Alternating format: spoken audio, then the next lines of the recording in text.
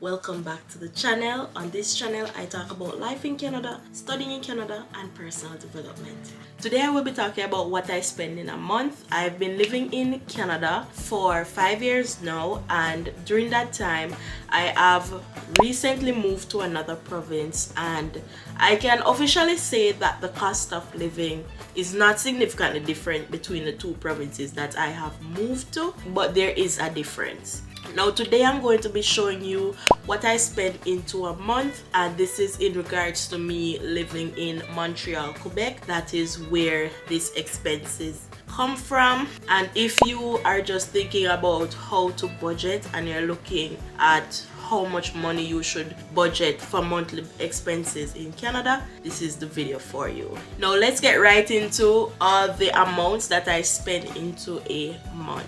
The first cost is rent. The amount I spend on rent is $1,400, and that is shared between two persons. So really and truly for one person it would be $700. Something I should mention is that all of these expenses are shared between two persons, so that's just something you should make a note of. You can always just divide all the expenses in two, but it's going to be different for one person because, for example, for electricity, it's going to be the one price. So it doesn't matter if it's two people or one person, it's the one money. So it's important to just go through the budget and see what would be for one person versus what would be for two persons. So the second item is electricity. The cost of electricity is $40. And then for internet is $52, and that's high-speed internet. So if you're not looking for high-speed internet, you just need regular internet, it's going to be lower than this.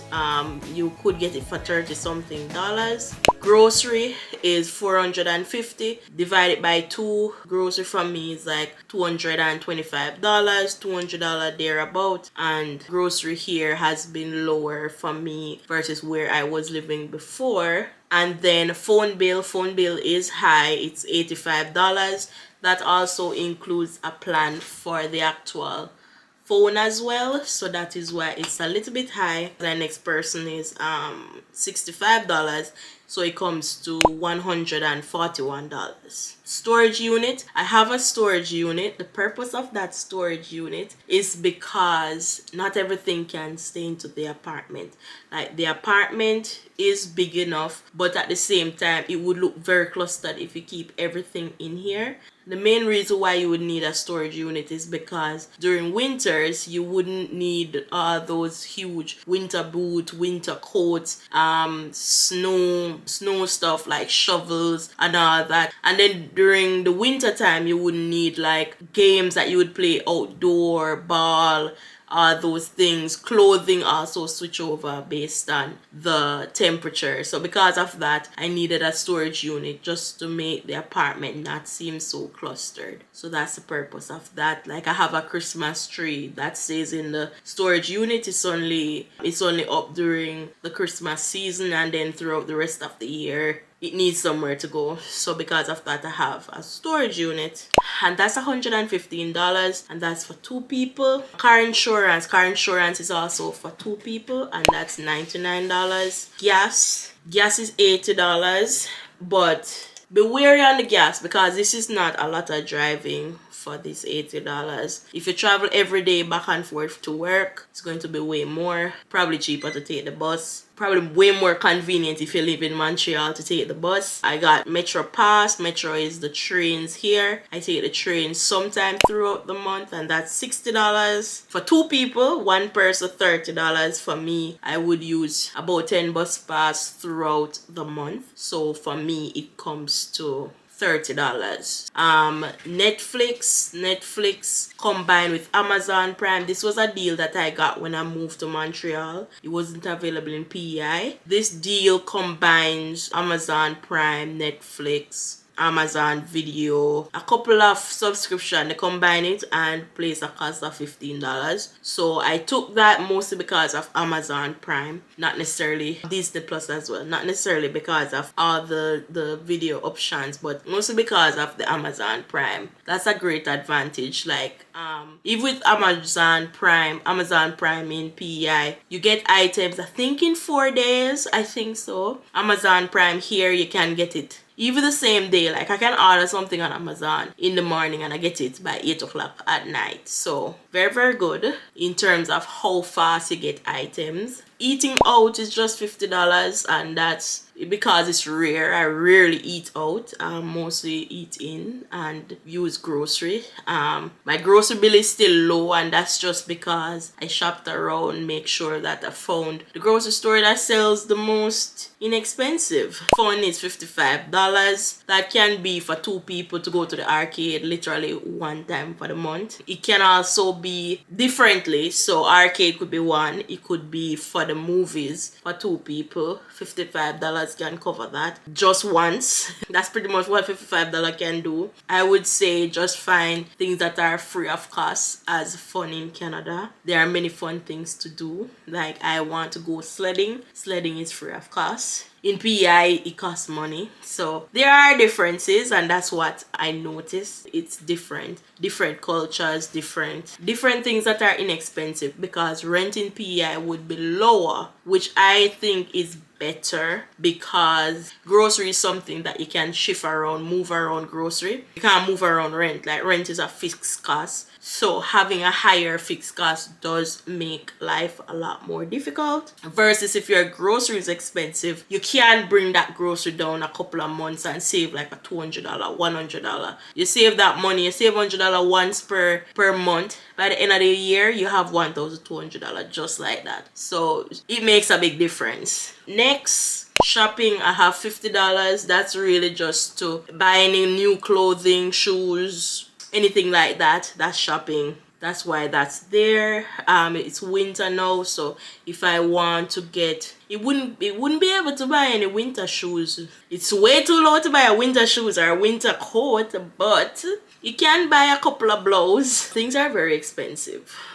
Yeah, $50 would be low, especially if you don't go to thrift stores. $50 would be nothing. You can't even buy one item if you're going into a regular store to buy things. So bear that in mind.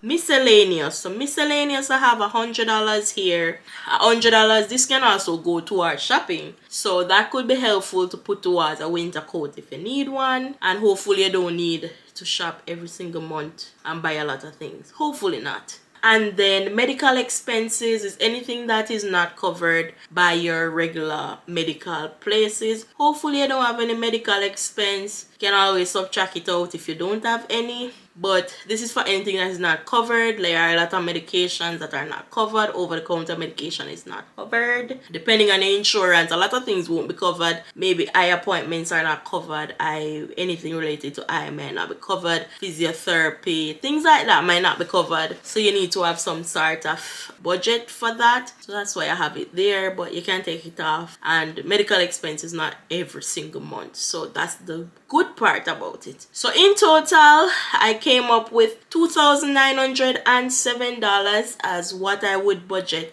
and what I have spent last month. This is the actual amount in total. So if I was to divide this by 2, let's just say it's $3,000 that we're looking at right there. If it's $3,000, it would be $1,500 for one person. So if it's $1,500 for one person and minimum wage is $2,287.50, I calculated it. Haven't subtracted the taxes yet, but if that's what you make and tax is not subtracted, and then you take $1,500, this is a budget where you can use to live off minimum wage.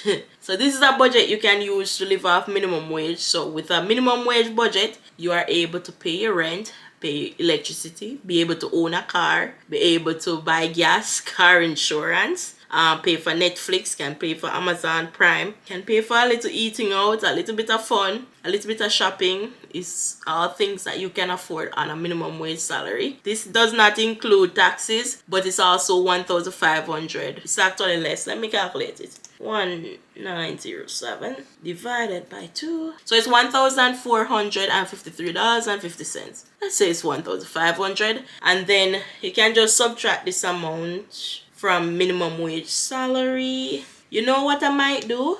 I might actually calculate the minimum wage just for your convenience and just to show you. Let's say you're making minimum wage. How much money can you save from minimum wage if you have the exact expenses that I have? Or you just substitute some of the things that I've mentioned, substitute it for something else that you would spend more on. Like you could take the medical expense and redistribute it and put it towards miscellaneous or put it towards shopping. Put $200 in shopping, bring it to $250. And that's things that I do as well. I move things around, but just come back to that total amount. So with this amount of money in mind, this amount of expenses, let's see how much taxes you need to pay. So taxes in Montreal is ridiculous.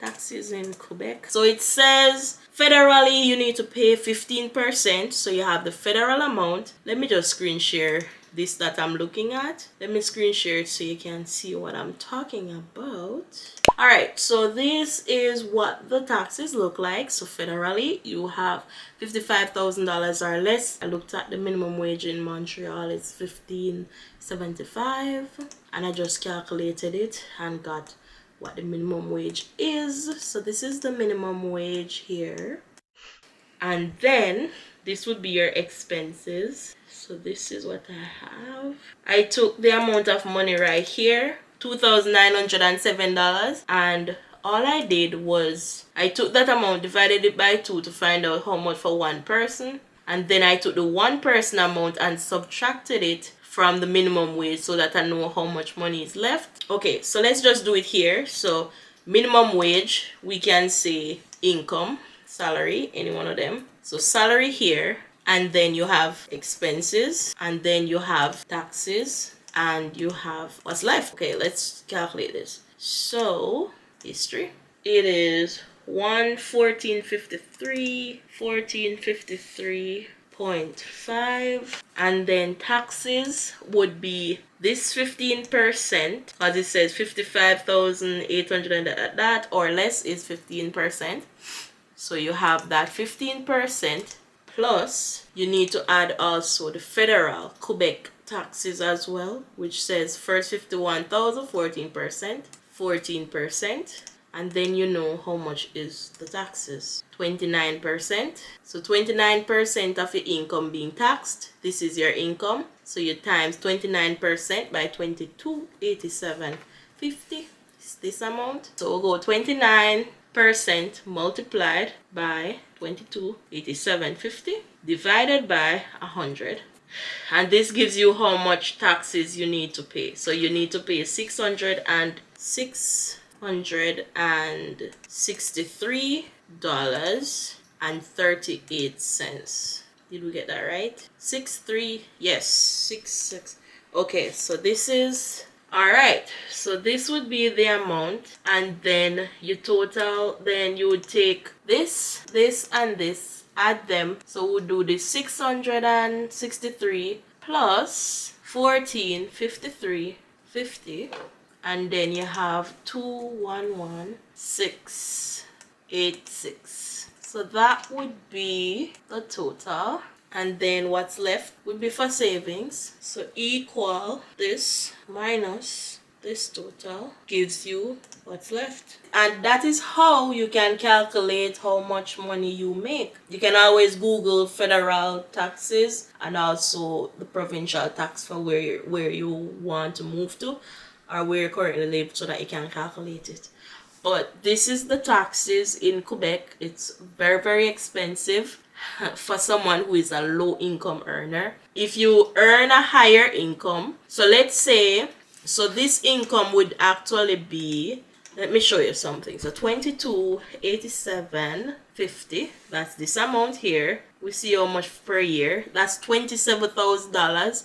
You're paying 29% on a $27,000 salary. Now, if you were to earn, as they say right here, 55 and under, 51,000 and under. If you were to earn under 51,000, you would pay this and this, but it would be a way higher salary at the end of the day. It's a way higher salary and you're paying the same amount of taxes, the same 29%. So in this regard, it would be cheaper to earn more money and earn under $50,000, under $51,780. It would be better to earn under it, but close to it. So when you're thinking about provinces, you want to consider the taxes and you want to think about how the taxes affect you based on your income. So if you're making under 51,000 and you make 50,000, that's good because you're getting 29% tax. If you make 27,000, you still get taxed 29% the same way. So when people complain about the taxes in Canada, this is why.